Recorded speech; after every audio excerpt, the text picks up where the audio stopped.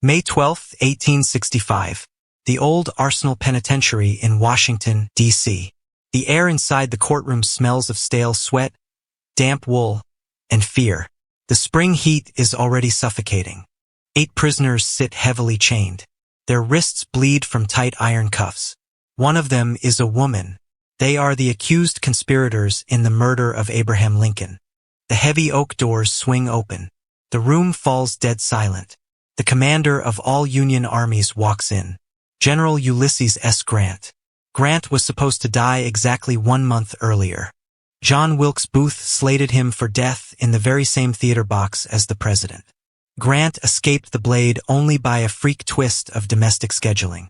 You would expect the hardened general to take the stand and demand blood. You would expect him to testify about the assassins who stalked him through the night. But when Grant sits in the witness chair, he ignores the murder entirely. He does not mention the blood at Ford's Theater. He does not mention the knife attacks. Instead, Grant talks about maps. He talks about invisible boundary lines. He talks about military districts. It makes no sense to the public, but it makes perfect sense to the ruthless men running the trial.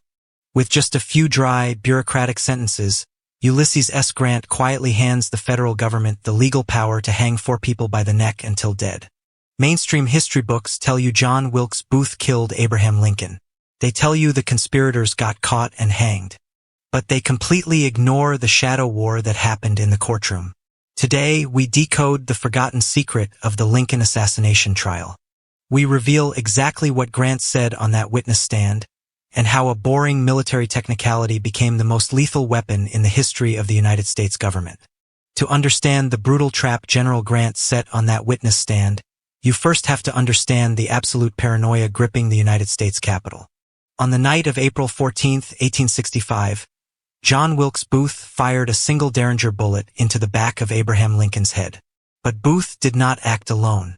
Across town, a giant, terrifying ex-Confederate soldier named Lewis Powell kicked open the front door of Secretary of State William Seward's mansion. Powell carried a heavy revolver and a massive Bowie knife. Powell pistol-whipped Seward's son, fracturing his skull. He burst into the secretary's bedroom. He jumped on the bed and violently hacked open Seward's face and throat. Blood soaked the mattresses. Blood coated the walls. Powell stabbed a bodyguard, slashed a messenger, and casually walked out into the night. The federal government completely fractured. The president lay dying. The Secretary of State was fighting for his life. The vice president was marked for death. Secretary of War Edwin Stanton immediately seized total dictatorial control of the United States. Stanton trusted absolutely no one. He believed the assassinations were not the work of a few rogue actors, but a massive, coordinated military strike ordered directly by the Confederate government in Richmond. Stanton locked down the city. He ordered the Navy to blockade the Potomac River. He deployed thousands of heavily armed cavalry troopers into the Maryland countryside with a single order: find them. Within 2 weeks, Union cavalry trapped Booth in a burning Virginia tobacco barn and shot him through the neck. But Stanton wanted the rest of the network. His secret police dragged 8 suspected conspirators out of the shadows. They threw them into the claustrophobic bowels of the old Arsenal Penitentiary. Stanton ordered extreme measures. Guards locked the male prisoners into rigid, agonizing iron cuffs called lily irons. These stiff shackles kept their arms frozen at a harsh 90-degree angle. But Stanton went further. He ordered military doctors to design heavy, stifling canvas hoods. Guards forced these hoods over the heads of the male prisoners. They tied the heavy canvas tight around their necks. They placed thick cotton pads directly over the prisoners' eyes and ears. The guards essentially buried the prisoners alive. They sat in utter darkness and total silence, baking in the suffocating spring heat of the prison cells. The sensory deprivation drove them slowly mad. Several prisoners began banging their heads against the stone walls just to feel something. Stanton wanted these people dead. The grieving Northern public wanted them dead. But Stanton faced a massive, terrifying legal problem.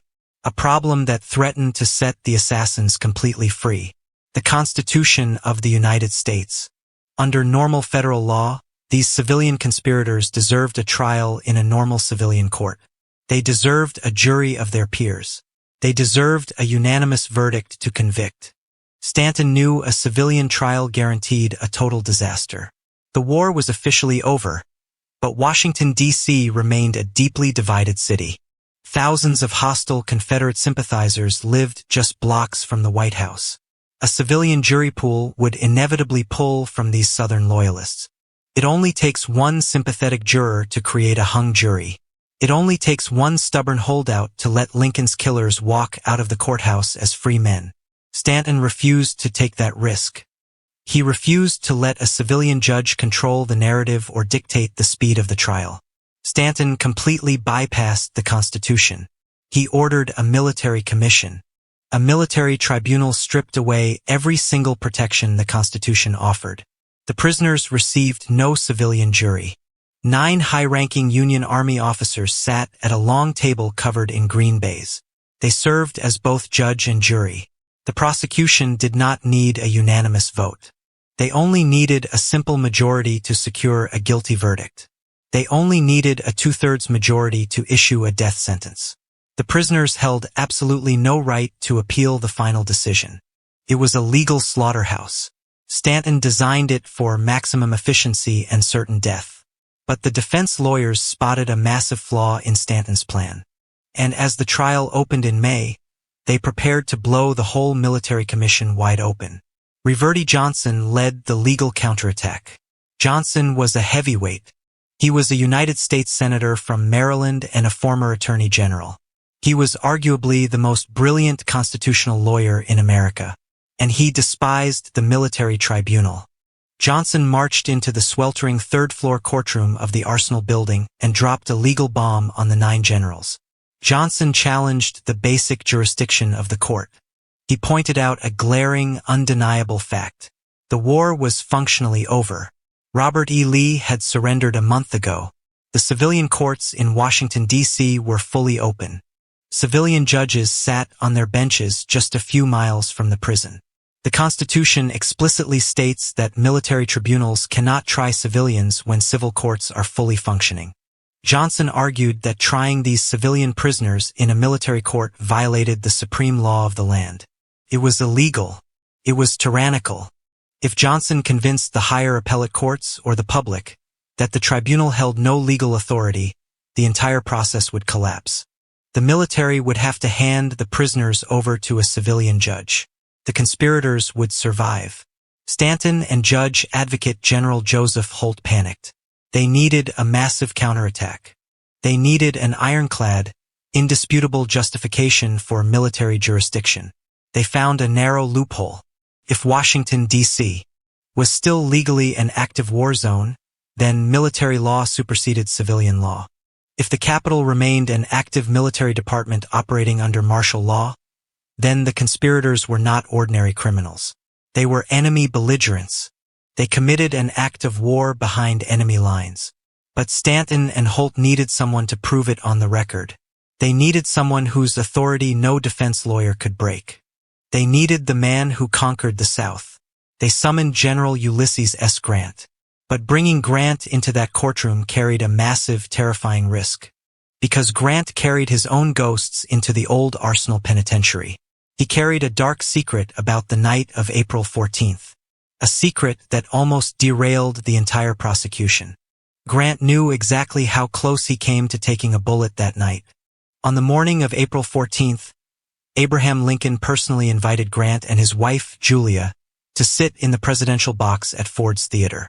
The local newspapers instantly leaked the story. They printed special editions advertising that the great General Grant would attend the play alongside the president. John Wilkes Booth read those newspapers. He adjusted his plan. He mapped out a spectacular double assassination. He assigned conspirators to target the high command. But Julia Grant despised Mary Todd Lincoln. She considered the First Lady erratic, volatile, and deeply unpleasant. Julia flatly refused to spend a celebratory evening trapped in a theater box with her. Grant politely declined the president's invitation.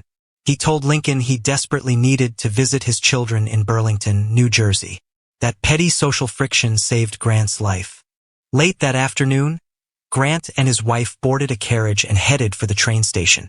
As they rode through the dusty streets of Washington, a lone man on horseback aggressively rode up beside their carriage. The horseman stared directly into Grant's face. He glared with pure hatred. Then, the rider spurred his horse and violently galloped away. Grant took a mental photograph of the man's face. Grant and Julia reached the station and boarded a train heading north to Philadelphia. But the assassins did not give up so easily. As the train sped through the dark Maryland countryside, Grant sat in a private, locked car. Suddenly, a man approached the door from the outside platform. He grabbed the handle. He shook it violently. He pounded on the heavy wood, desperately trying to force his way inside. A train conductor spotted the frantic man and shouted at him. The man immediately aborted the attempt and vanished into the crowded adjacent car. Grant arrived in Philadelphia later that night. A telegraph operator handed him a dispatch. Lincoln was shot.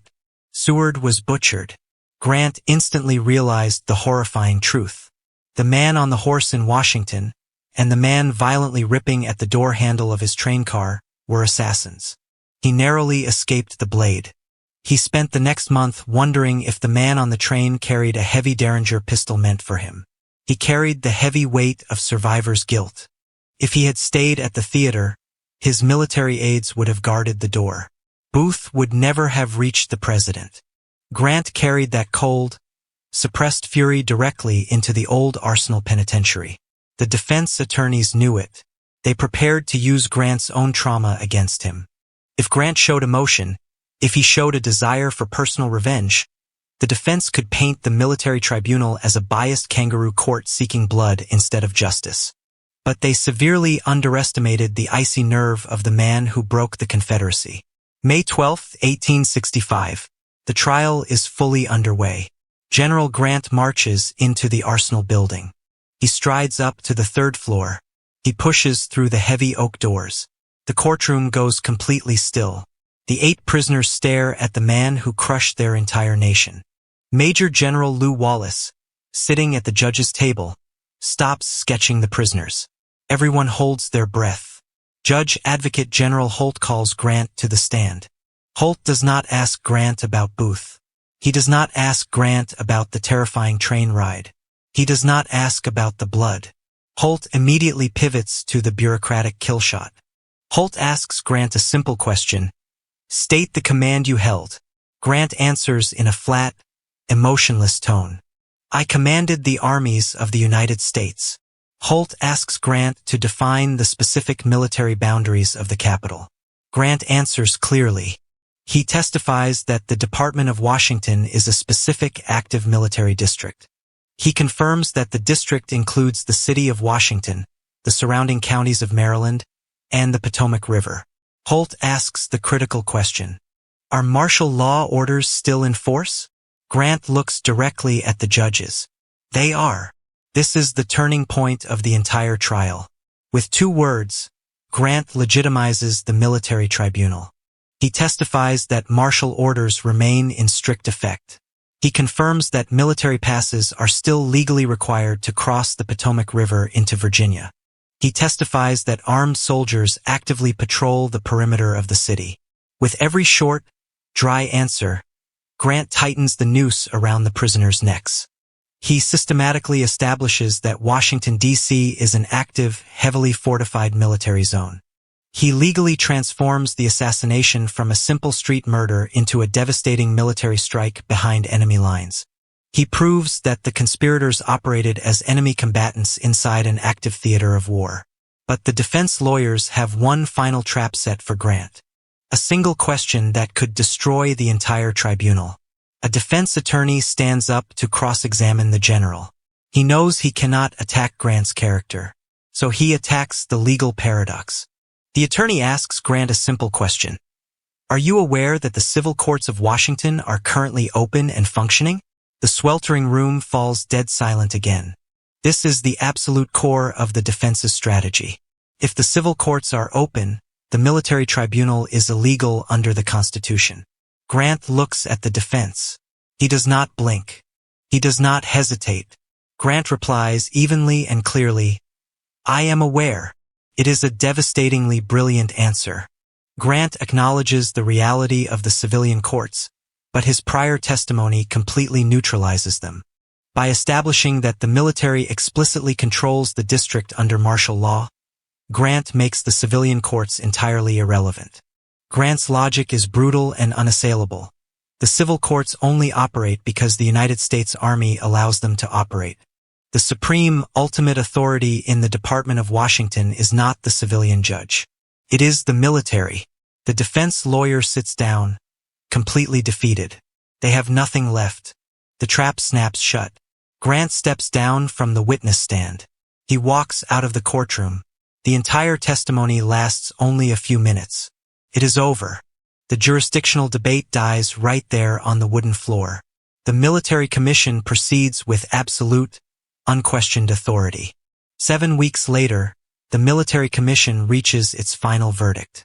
The 9 officers vote in secret. They find all 8 prisoners guilty. Because Grant secured the military jurisdiction, the judges do not need a unanimous jury vote. They quickly reach the required 2/3 majority to issue the ultimate penalty. They vote to hang 4 of the conspirators: Lewis Powell, David Harold, George Atzerodt, and Mary Surratt. On July 7, 1865, the trapdoors swing open in the brick courtyard of the old Arsenal Penitentiary. 4 bodies drop simultaneously in the terrible, suffocating summer heat. History remembers the hangings. History remembers the massive manhunt through the Virginia swamps. But history completely forgets the quiet, clinical efficiency of Ulysses S. Grant on the witness stand. He didn't scream. He didn't threaten. He simply laid out the cold, hard lines on a map. And those invisible lines killed 4 people just as effectively as the rope. General Grant knew that wars aren't just won on muddy battlefields with artillery and bayonets. Sometimes, the deadliest weapon in a general's arsenal is a boring legal loophole.